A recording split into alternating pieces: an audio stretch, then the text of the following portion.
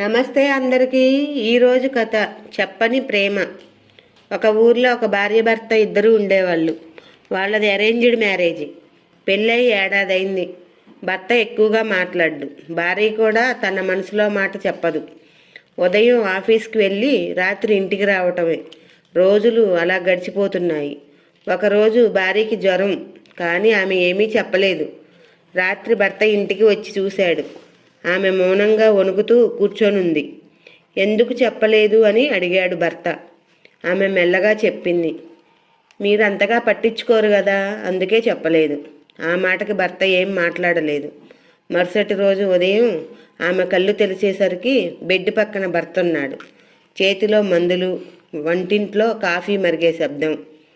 ఆమె అడిగింది, ఆఫీస్కి వెళ్ళలేదా అని.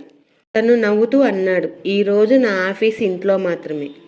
ఆ క్షణంలో ఆమెకు అర్థమైంది, ప్రేమంటే రోజూ చెప్పే మాటలు కాదు, అవసరమైనప్పుడు పక్కనే ఉండటం.